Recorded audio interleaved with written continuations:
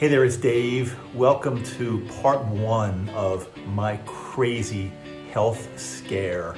So many of you have been worried about me, emailing me, texting me, trying to message me and find out if I'm okay. And I really, really appreciate all of your efforts from the bottom of my heart. I decided, instead of trying to explain what happened in email and in texting and things like that, I figured I'm going to make a video, or actually a set of 4 videos that will explain totally the horrible, crazy health scares that I had over several months. It was a mess. It was really, really bad. And not only that, but in each video I'm going to share, there's a total of 4 things I did, 4 things that I figured out, 4 things that I did that got me back on the right track. And each video I'm going to share one of them in each video. This is video number 1. Thanks for being with me. Thanks for all your love, and enjoy. Hey there, so I've got Dr.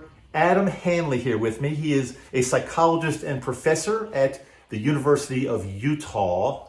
Also, he's got a YouTube channel called The Network of Mutuality. How's that going, Adam?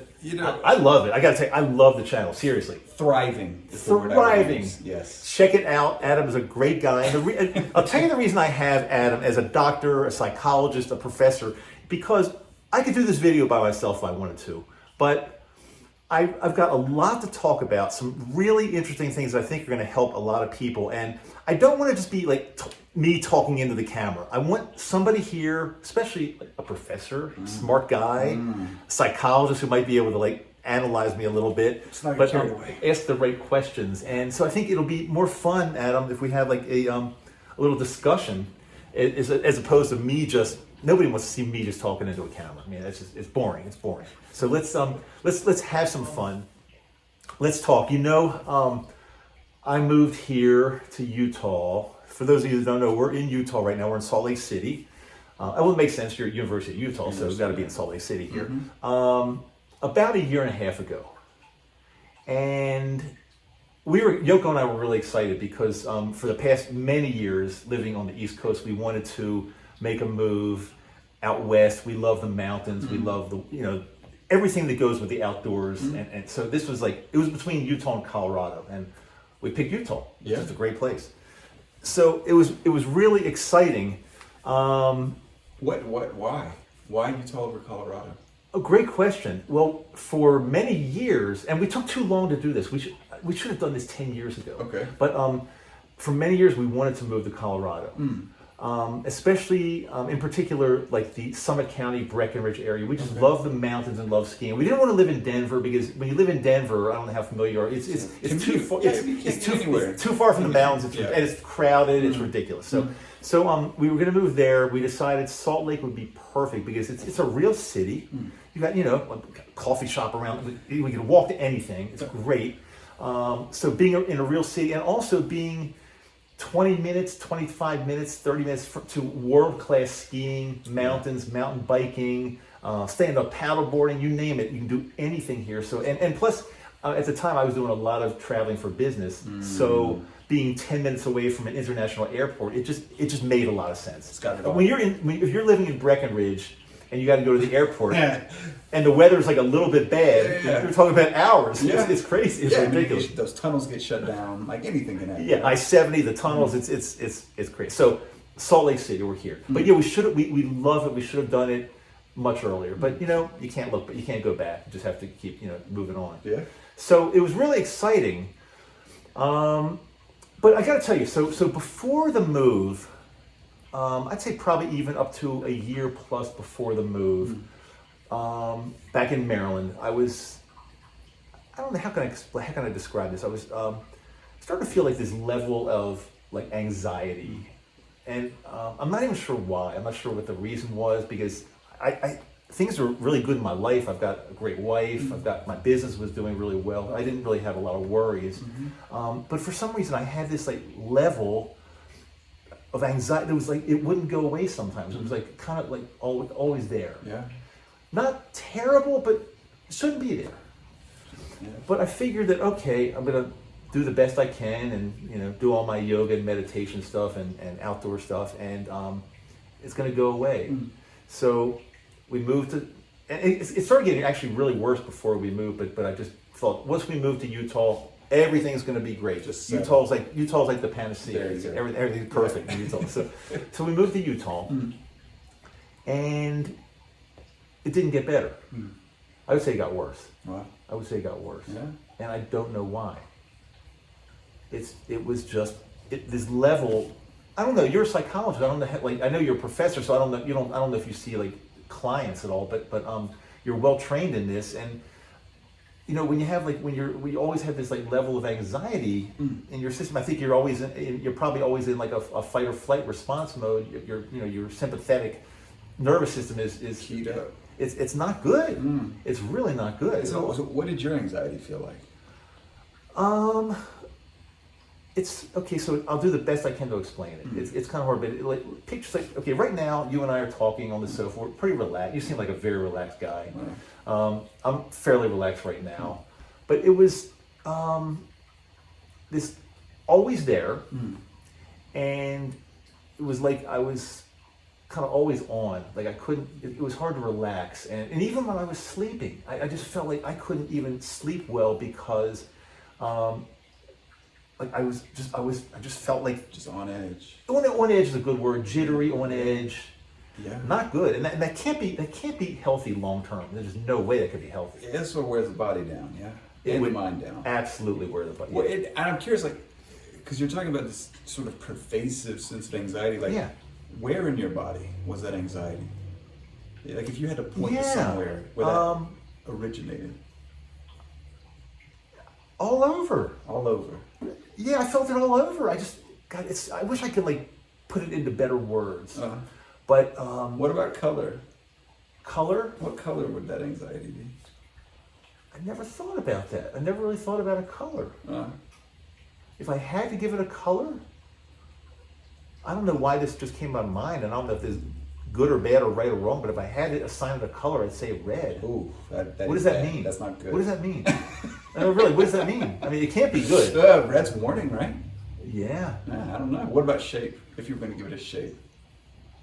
I never thought of that. I don't know if I could assign it a shape, although... Does it feel too fluid? Yeah, it felt fluid, I think. So it's this fluid sort of redness that sort of just flows in the body. Again, I never thought of it like that, but that's probably... It wouldn't be a bad way to describe it. Huh. Yeah. Yeah. It was just... I mean, Adam, it was always there. Almost always there. I mean, sometimes I had better days than others. Sometimes, but even when I was doing things, and again, like the reason we moved out here was to do the things that I love, Right. skiing, for example. And even sometimes when I'd be skiing, which is fun, invigorating, outdoors, challenging, I'd still have sometimes I'd have this sense of anxiety even skiing. Yeah. It was, and that's you're not supposed to. You're supposed to be having fun skiing. You're supposed to. Yeah. Yeah. So, but I tried to not ignore. You couldn't ignore it, but I tried to let it go and think that okay, we're here in Utah now. And everything's going to get better. It's going to get better. It's going to get better. Of course, it's going to get better. Right. But it did. Expectation, huh? But it didn't. Yeah. It didn't get better. It Yeah. got worse. Yeah. It got worse. Just kind of kept growing, Yeah. Yeah. And it got to the point where I had to do something because, when you wake up in the morning and you feel anxious and you're just waking up after a refreshing night's sleep, that everything's supposed to be nice and you're anxious in the morning, something's not right.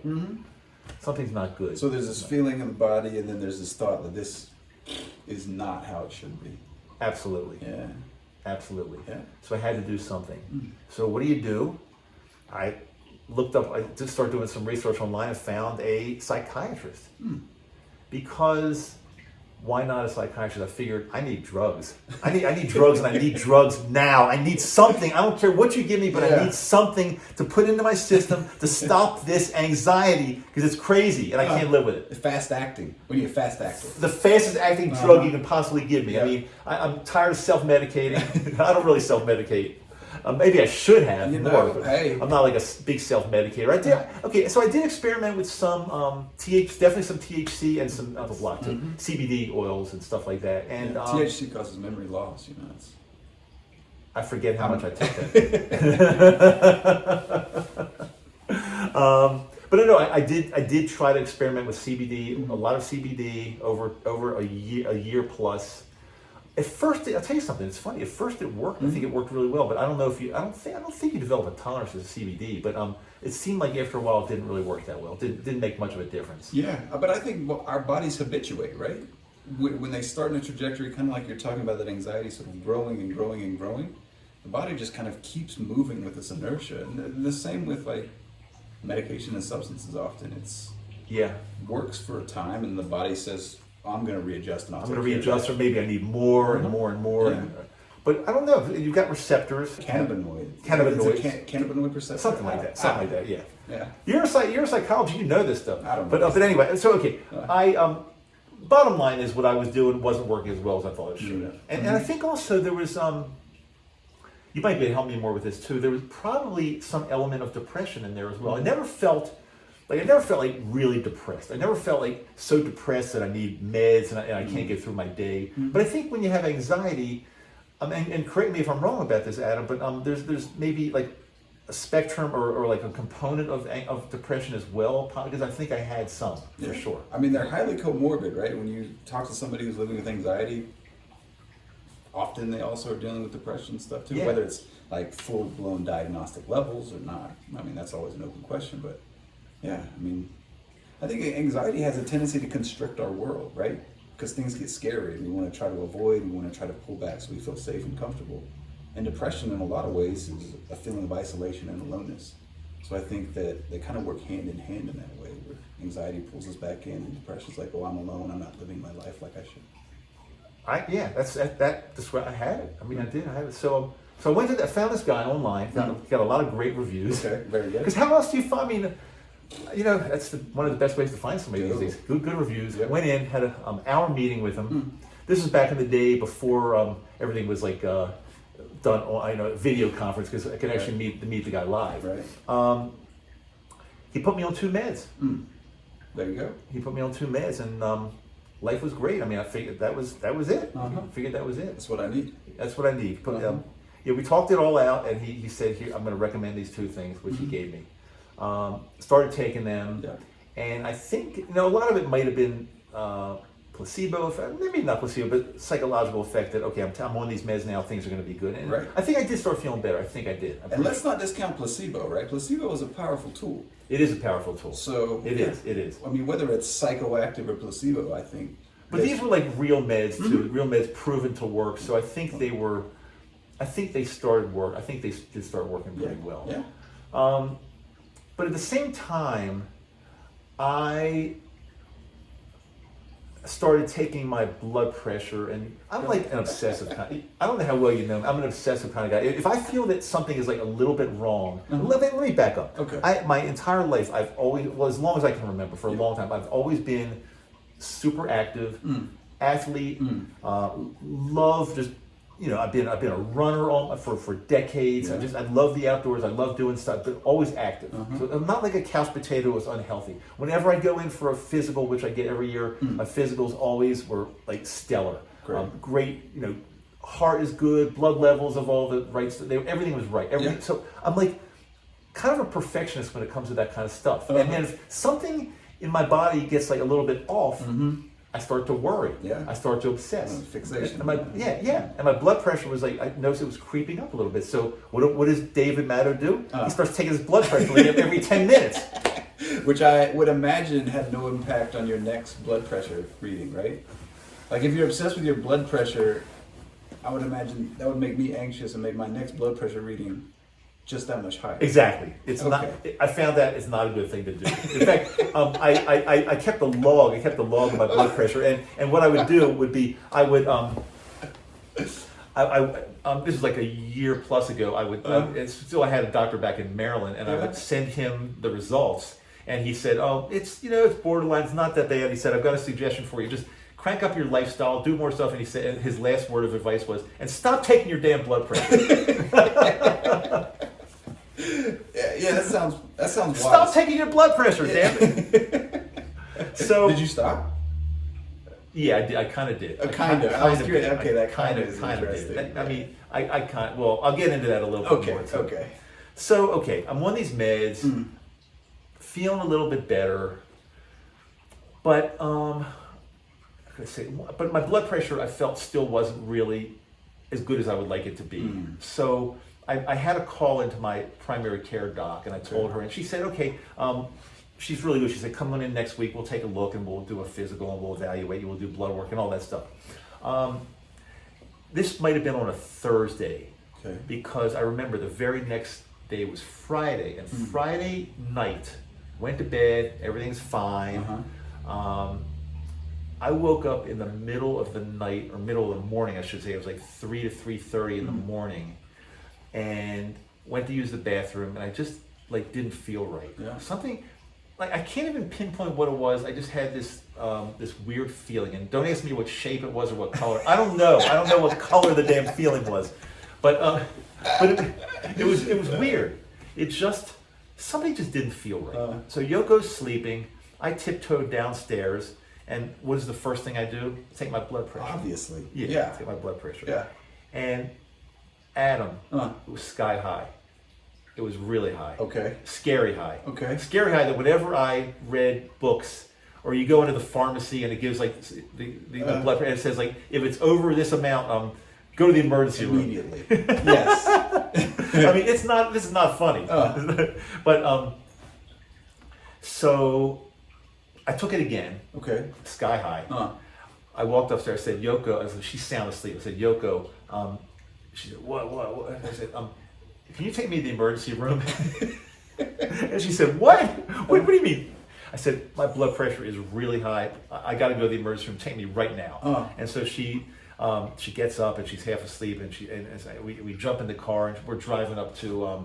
I didn't even know which emergency room to go to. The first thing that came to my mind was the LDS hospital up around the avenues. So we're driving up there, and I said, "Come on, faster! Go faster! This is like an emergency." Right. So we finally got there. It's like 3:30 in the morning. Nobody's around. But they put me in a bed in the emergency room and took my blood pressure. It was still high. And they tried to calm me down. I was definitely very anxious.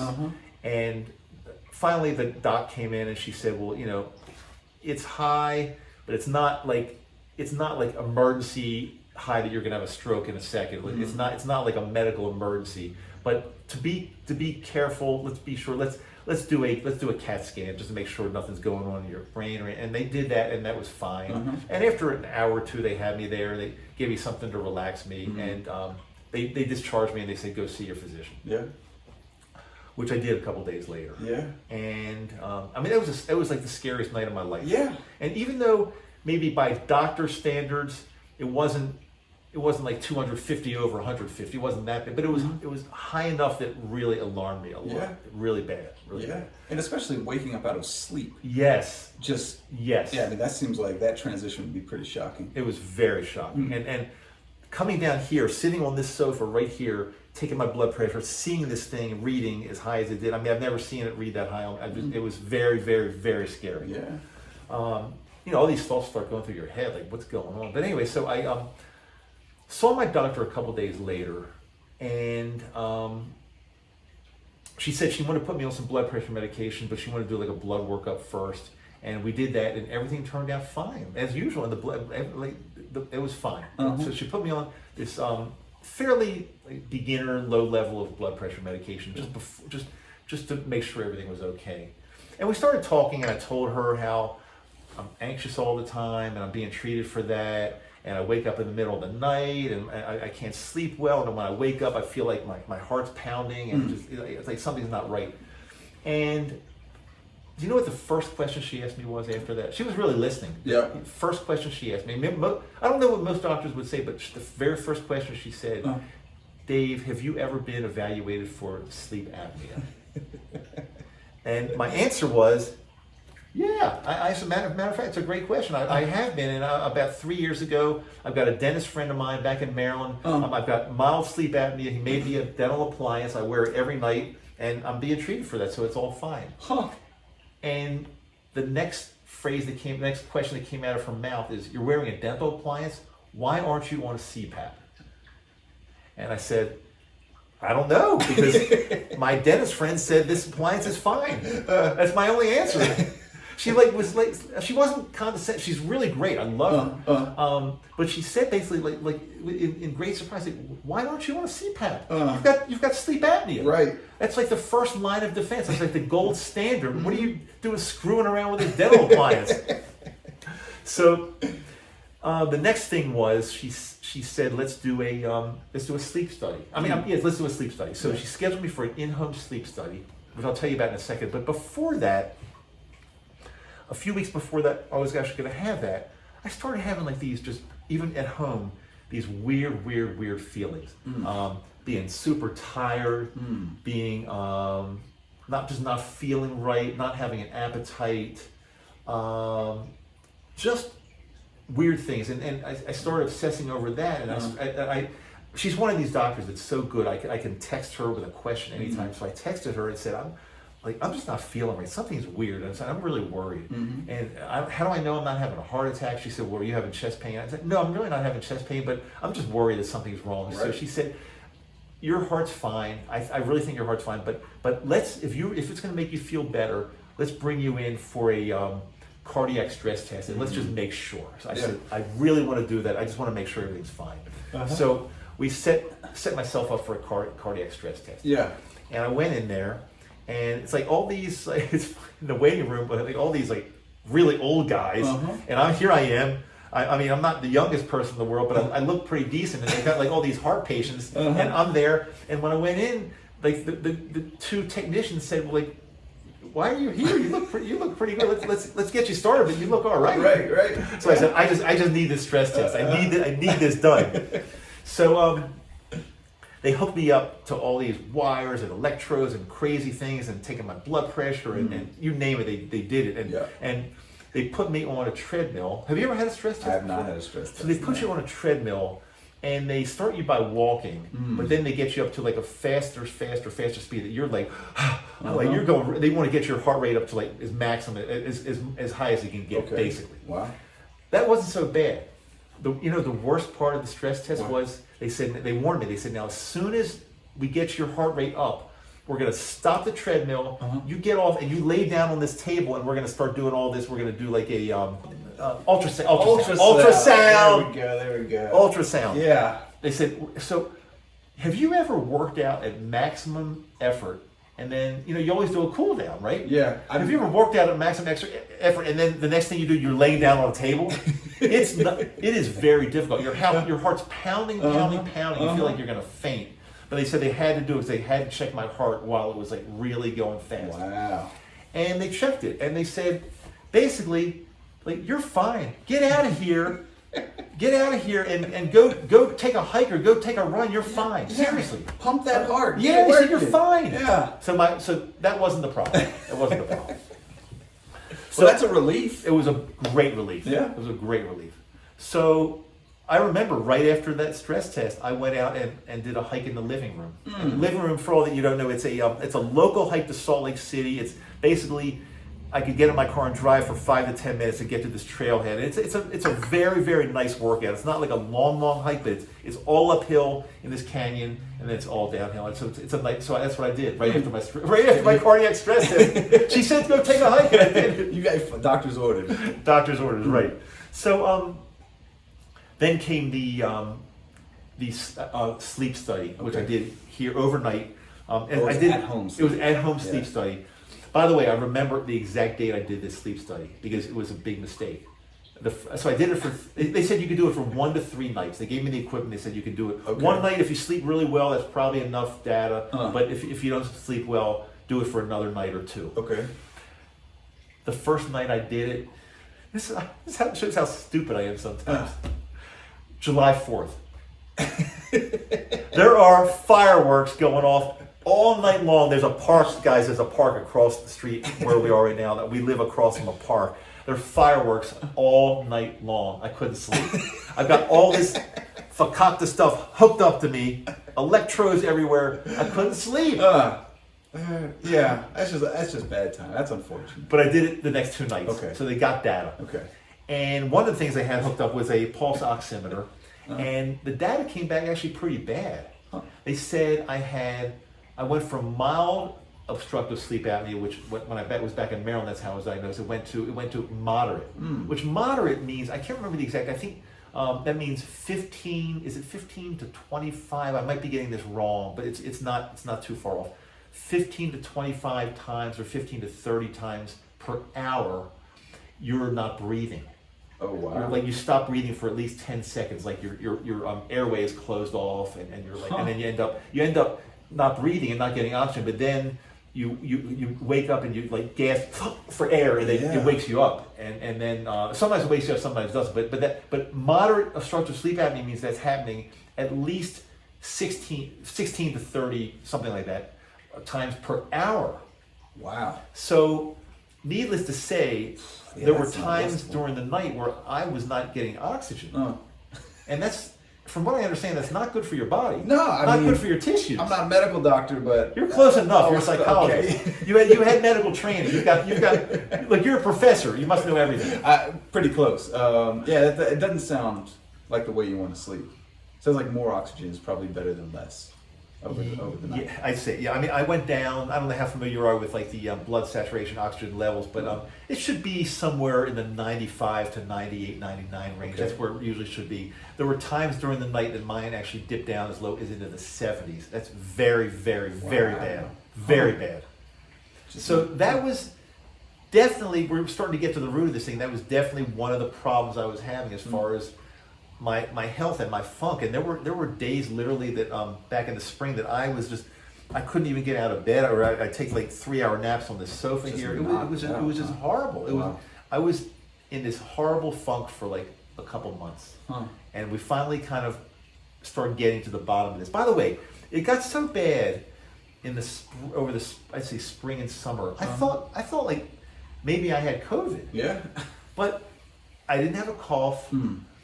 I never had a fever that I know of. The only classic COVID sign I had was fatigue. But otherwise, I didn't really have any of the classic signs. So I never got tested. Yeah.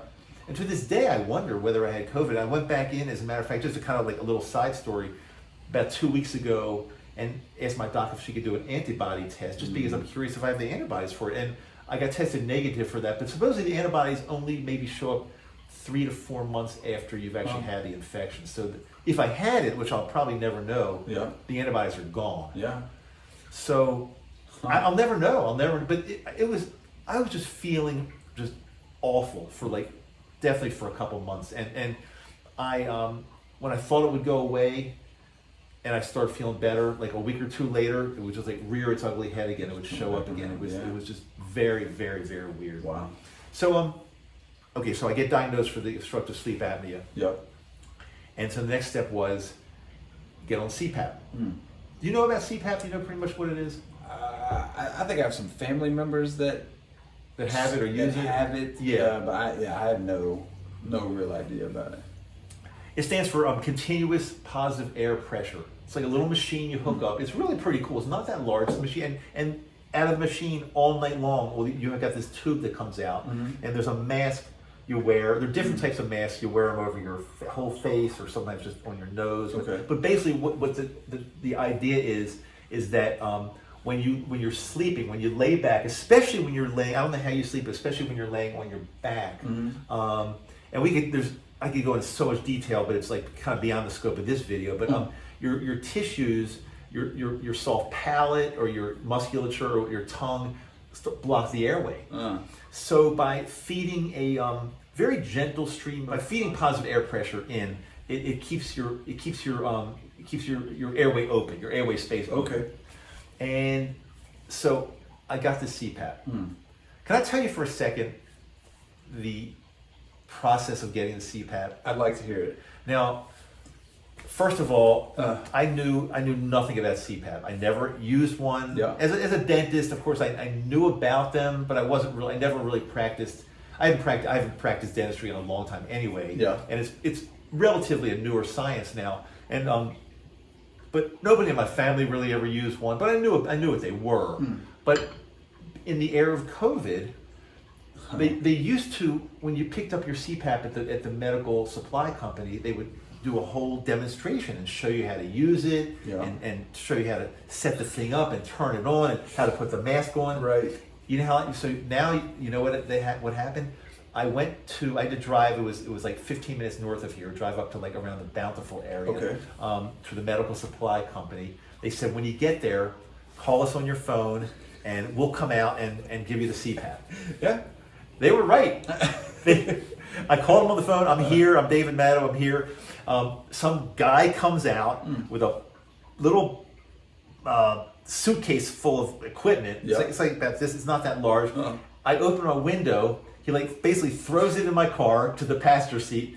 Here's your CPAP. He might have talked to me for 30 seconds about it. Now remember, I never knew. I don't know how to use it. I don't know. Never even seen it. Never seen a CPAP. Didn't know how to use it. Yeah. Threw it into the driver's side, to the passenger side.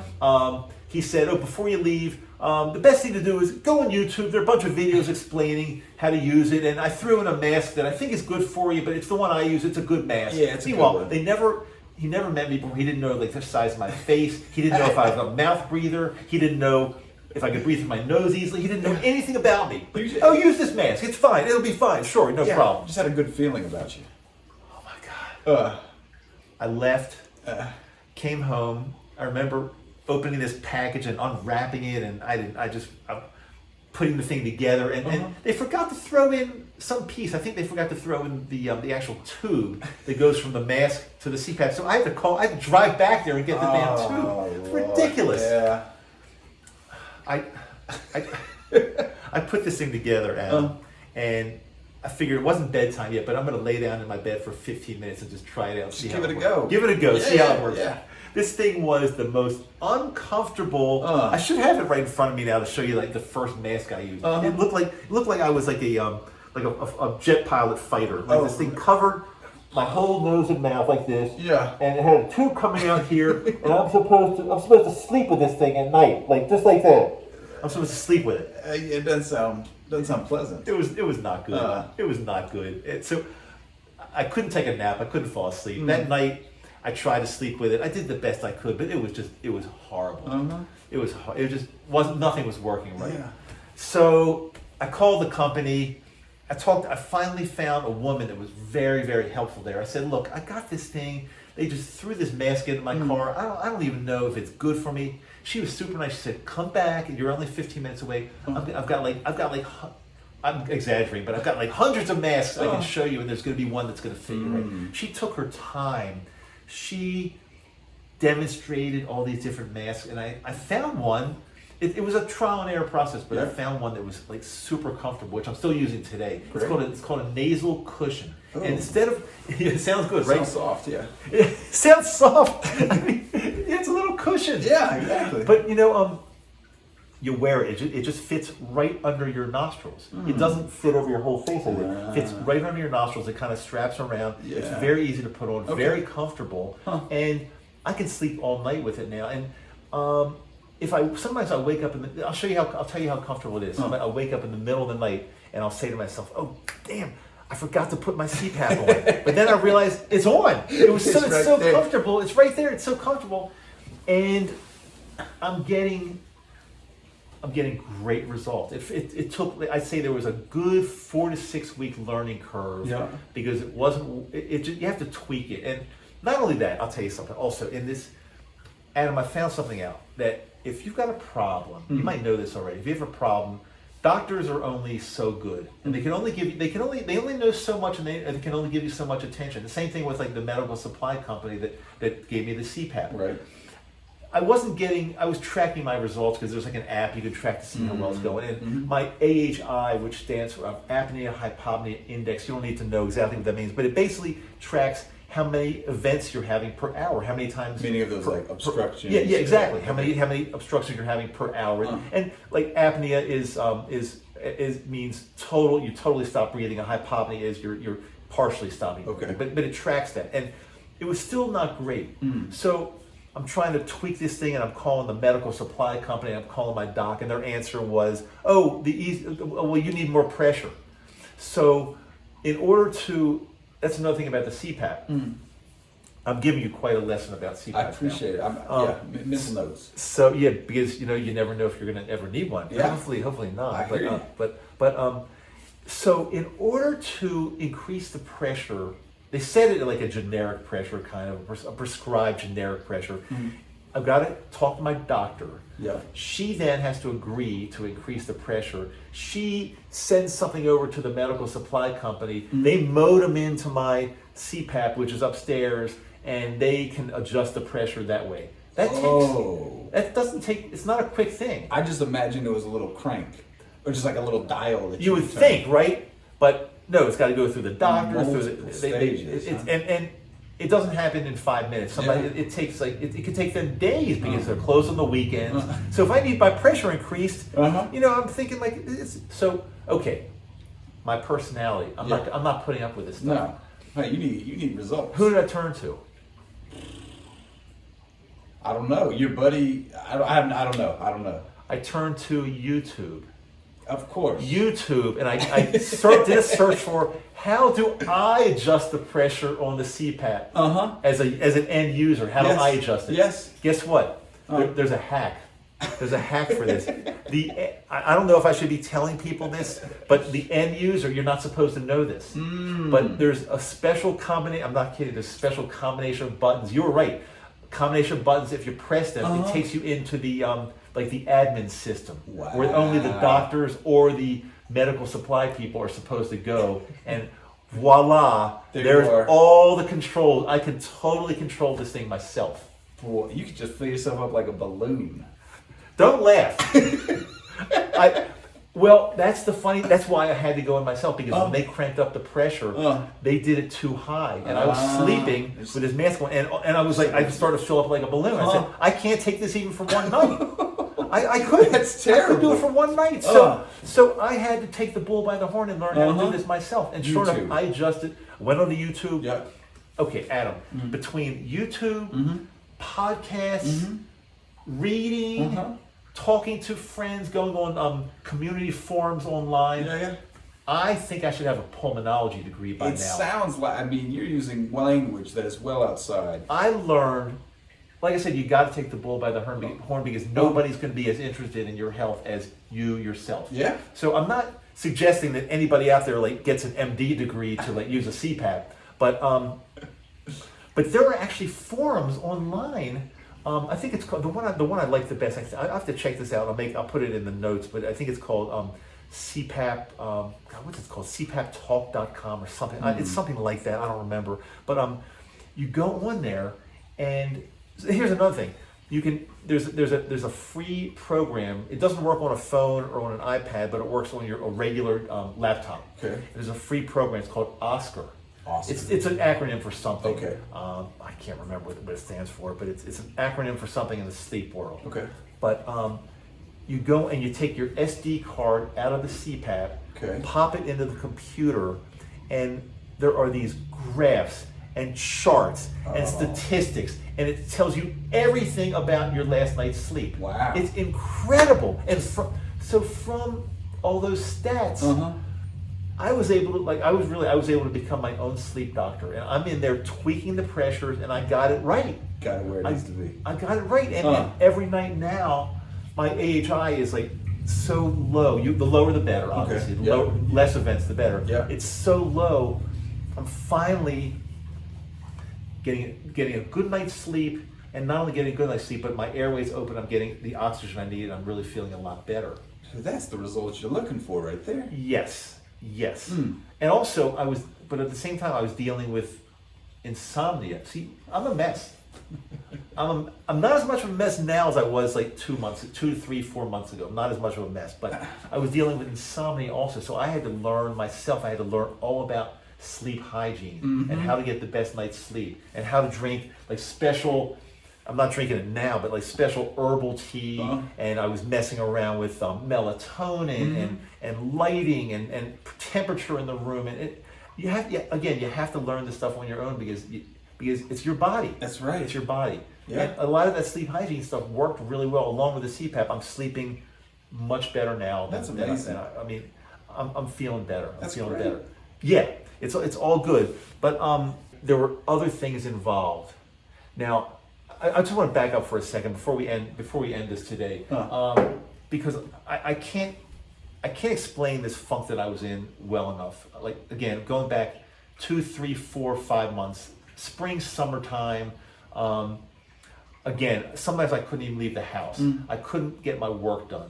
It was just Yoko was that debilitating. It was debilitating. Yoko would ask me, along with a couple friends, just, you want to schedule a hike? Do you want to do this? Do you want to? And I said, I can't commit because I don't even know how I'm going to feel. That's how it was. Really, really, really bad. And again, that gets you more anxious and more depressed, and it was a mess. So the CPAP is like, I thank whenever I see my doc, I thank her for asking me that question. Have you ever been tested for obstructive sleep apnea?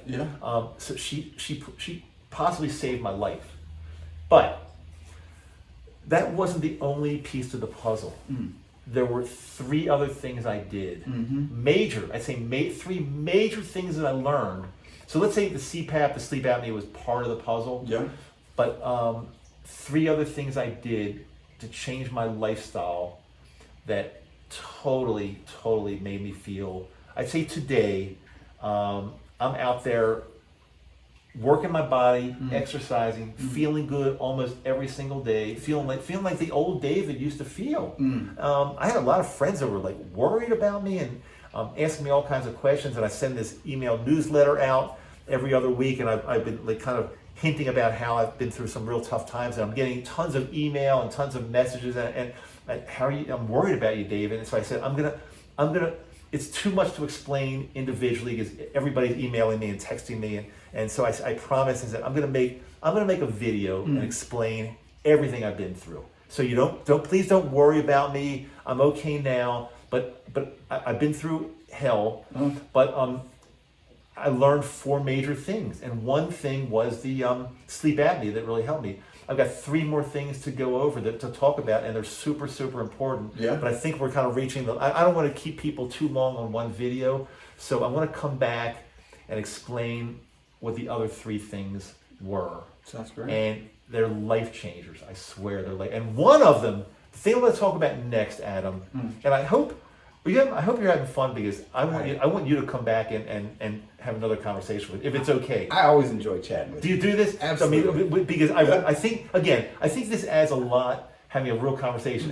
Nobody ever asked me what color I was feeling or what shape. I mean, probably because it's a silly question. No, I'll tell you why I don't think it's a silly question. You're really into being a psychologist and a professor and things like that. You're really into mindfulness, breathing, meditation. I mean, look how relaxed you look. I'm all like hyped up, and you're sitting back just calm. I wish I could be like you. You're sitting back calm and relaxed. You don't know what's happening inside of me, though, Dave. But I feel you're very relaxed. I just feel it. I want to be like you one day. Here's what we started talking about the color and the shape. You asked me. Yeah. This is why I don't think you're off base on that. I think it didn't come out of the clear blue skies, because I've done a lot of guided meditations, and even Deepak Chopra, he'll come on and do a guided meditation. He'll say I can't do his Indian accent really well, so I won't try to do that. But he'll say like, as you're breathing in, like picture the color green, breathe in green, and then he'll have and that's maybe for a certain chakra. I'm not sure what chakra that might be. And then he'll say on another one, breathe in blue, and that's for a different chakra. And like, so you're breathing in and you're imagining these colors. So I think your question was very legitimate. Like, what color did you feel? And I think red is like you said, like caution, hazard, angry. That's why they make stop signs red, I guess, because hey, look, warning, right. Yeah. So I think that's why I was breathing in red, or not breathing in red, but feeling red. So that was actually a really good question. Yeah. The shape, I don't know about the shape exactly, but breathing in red for sure. I mean, I was feeling red. Hey, 50%, I'll go with that. Go with that. Just go with it. So, the 4 events. The one I want to talk about next is going to be extremely surprising to a lot of people that follow me, a lot of friends that I know, people that I know personally. It's going to be really surprising, and it's going to go against a lot of the things that I have been preaching for many years. I'm on the edge of my seat. I found out what I was talking about for, let's say, 6+ years, came back and was not helping. It was hurting me. And I don't want to tease it more than that because I want to make a totally separate video about this. And it doesn't even have to be as long as this one, but it's something I want to have it in its own video because I can admit when I'm wrong. And I got so into this thing that I was teaching and telling people this is the way to do it. And then it came back and kind of bit me. And I want to share everything because I want to share things that I've never shared before. And that will blow some people away, and also probably get some people pissed off at me. Hey, that's seriously, because in this health community, I don't want to take it any further than that right now. There's some people that are very, very serious about this stuff, and they're going to tell me I'm wrong, and I'm going to prove that I'm right. They're going to tell me I'm wrong, and they're going to call me names. I'm sure there'll be people that what's the word you can use these days? You use like unfriend me or just don't like me anymore. Yeah. That will happen. Cancel the cancel culture. You better get canceled. I'm going to get canceled. I'm going to get unfriended, defriended. I'm going to have to hire like security guards guarding my house 24/7 because people are going to be after me. But here's the thing. I'm going to tell the truth. I'm going to admit that I was wrong about something, at least for my body, and I'm going to give pure examples. It's not just going to be like anecdotal stuff. I'm going to give actual examples of why I know that this was slowly killing me. Hey, I'm going to be there for that. You promise me right in this location. Hey, you promise me on it right now. Well, I appreciate it. Yeah. I thank you for your time today. I know you're a busy guy. You're teaching over at the U, but I'm going to try to snag you for another 45 minutes or so. We'll go, and I think you're going to really love this too. Sounds great. You're going to love it. Yeah. Okay? Yeah. Thanks, Adam. I appreciate it. Remember, check out Adam's channel on YouTube, Network of Mutuality. It's a fairly new channel, so it's not like you've got like tens of thousands of followers yet, but your videos are really well done, and a lot of them you can kind of follow along with and learn how to be more mindful in your everyday life. So it's really good stuff. Whenever you put a new one out, I'm one of the first to watch it because I'm always anxious to see. Anxious isn't the right. I shouldn't use the word anxious. I'm very calm. I'm very excited. But that's also an interesting question. Like, what's the difference between anxiety and excitement? What is the difference, Professor?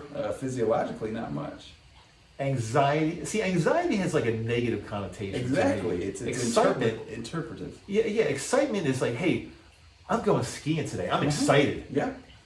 Yeah. But same sensations, different interpretation. But when you're excited about like going skiing, does that still get your sympathetic nervous system? Oh, absolutely. Oh, does it really? Yeah. Like I'm in the car driving up to Park City. Am I revved up with? Think about how you're talking. Think about your heart. How's your heart beating? Think about like you're talking about right now, or when I'm like ready to go ski? When you're getting ready to do something that's exciting, something that you enjoy. So is that unhealthy? No, it's not unhealthy. No. As long as it's in check. As long as then you can get your parasympathetic to eventually take over and calm you down, right? I mean, there's balance. Balance is good. I mean, you've got a sympathetic nervous system for a reason, obviously for a reason. but it goes back, I don't know, hundreds of thousands of years, or I don't know how many, if million, but hundreds of thousands of years definitely, because we were, we had to have something kick in if we were being attacked by a predator. But now, going skiing, it's not exactly like being attacked by a predator. No. Your sympathetic shouldn't really kick in unless you're ready to like jump off a cliff, maybe. Sympathetic is, I think, at least my understanding of sympathetic is broader than that. Sympathetic is the activation of the body to either avoid or go towards. Right. It's a movement. Right. Well, sympathetic, what it does, and again, I'm not an expert at this. You're probably much more of an expert than I am at this type of stuff. But sympathetic is, it gets the blood flowing to like the right places. Like when you're excited. Your brain, like, okay, let's say there was a home invasion, or somebody was getting ready to attack me or do something bad. I need blood in my brain because I need to figure out what to do. I need blood in my muscles, but I don't need blood in my gut digesting food. Shut it down. That shuts down. I don't need blood. I mean, it's going to come across crazy, like in my sexual organs, because you're not thinking about having sex. You're thinking about protecting yourself. So the blood is being shunted to Right. only the important places. But if that's happening long term, It's a problem. that's a problem. It's not good. But when you're skiing, where's your blood? It depends. It depends if I'm going down a green or a double black. Yeah. If I'm going down a double black, I'm probably more in sympathetic mode. My brain is in use, has to be in use. Of course, my muscles have to be in use. If I'm cruising down a green, I'm probably Just mellow. mellow, having fun, not thinking about Yeah. anything. It's really always interesting for me to have people distinguish between anxiety and excitement, because I'm hearing you say that they feel very different, because they do. But I would encourage you to think about, like, what are the sensations that are leading you one direction or the other? Because I think often they're very much the same. It's just our interpretation of what that sensation means that's very different. It makes sense. I mean, yeah. So if I'm like excited to do something, that's not necessarily a bad thing. No. And also, your sympathetic nervous system kicking in is not a bad thing. It's like Right. a necessary thing. If you're anxious about something, it's not necessarily a bad thing. You I need think- it. Exactly. You It's need that it. next layer of me judging myself for being anxious. My anxiety is a problem. This is not right. There's something wrong. But And in some instances it may be. But I think it's so there's this old, like, Buddhist analogy of the two arrows. You know the two arrows? no. Tell me. So pain is like being hit by an arrow, right? It hurts. That's probably- Yes. probably not good. But suffering is that second arrow of our emotional and our cognitive reaction to that first arrow of pain. So we're compounding that initial pain by lamenting, by perseverating, by ruminating on this experience. And so I think anxiety by itself isn't necessarily bad, but when we fixate on that anxiety, it sort Right. of grows and grows and limits and limits and limits our experience. Right, but Yeah. and still, I'm going back to the days where we were being chased by predators, and I totally understand that. Or somebody tries to inflict harm on you. Yeah. I understand that. But what about look? We're going through some crazy times right now. With, I don't want to date this thing, but let's face it, we're going through a crazy COVID thing For We're going years through- now, right? So we got a long date to work with. I think you're probably right about that. It's not going to go away anytime soon. Yeah. But also, let's face it, what's going on in the world of politics? And that stuff is very stressful. Yeah. It's anxiety provoking. So, but is that healthy for your sympathetic nervous system to be kicking in? Look, a predator is not coming after me if I'm watching the news and something crazy is going on in the news. It's not like I'm in danger of being attacked. Right. But still, I'm getting revved up because I'm watching the news and something bad's going on. Yeah. And so, is it healthy at that time for your sympathetic nervous system to be kicking in with all that adrenaline going through your body? Is that good? So I don't think it's good, but I also don't think it's bad. I think it's a reaction. And if we get stuck in that reaction, that's where the chronic stress comes in, and that's when cortisol builds up, and that's when we're not sleeping, that's when the body starts breaking down. But that initial reaction to stressful or upsetting things, I don't think that's the problem.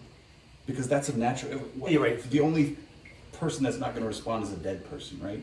Right. We're built to respond to the environment. Yes.